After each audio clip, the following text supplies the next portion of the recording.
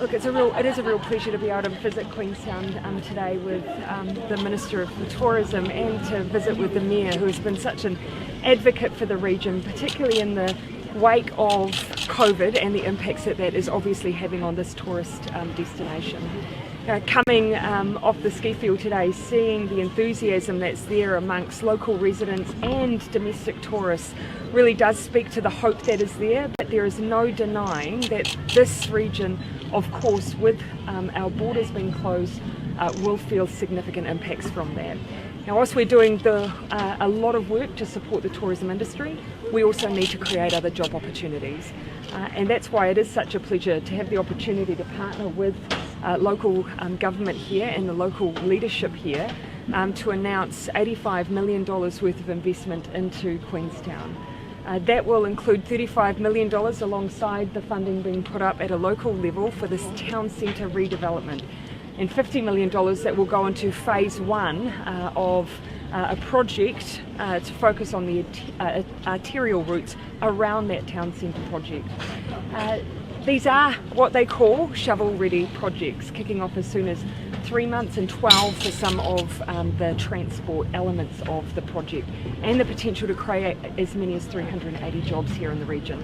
Construction is the second biggest employer here, and so whilst tourism is an area we need to support, we also need to keep the construction industry going and give those alternative job opportunities.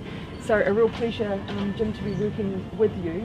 And can I just acknowledge the huge work you've done to move really quickly to identify projects that will save jobs and help use this opportunity and time we have to invest back into your local economy. So thank you, Prime Minister. That's enormously good of you. Thank you. Thank you, Prime Minister.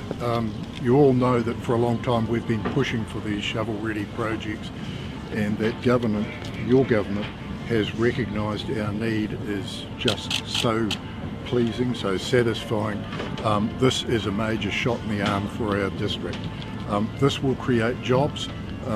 You all know that we have massive unemployment, and as I've been saying for some time, if you can't wield a knife in the kitchen, maybe you can swing a shovel on a construction site. And so changing job opportunities is part of this project as well.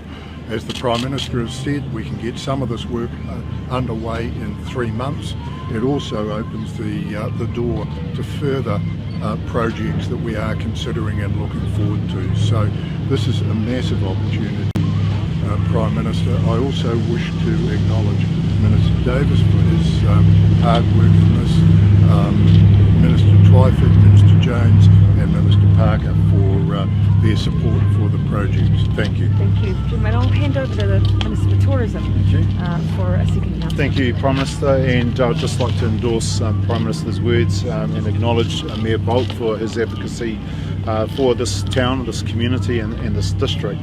We know people are doing it tough here. We know the tourism businesses are doing it tough, and in particular people would like to see the borders open, and until that happens it is very difficult for communities such as Queenstown that rely so heavily on tourism, and people are worried about the here and now, which is why it's a pleasure to be able to announce that the Tourism Recovery Ministers have decided that we'll use funding from the Tourism Recovery Fund, $25 million, to waive concession fees, dock concession fees. That will be backdated to the start of March and will run through until the end of June of next year, 2021. We know that this will be a big help for those businesses that are having to pay the concession fees. So we know there's still tough times ahead, but this government is doing as much as we can to try and alleviate some of those pressures.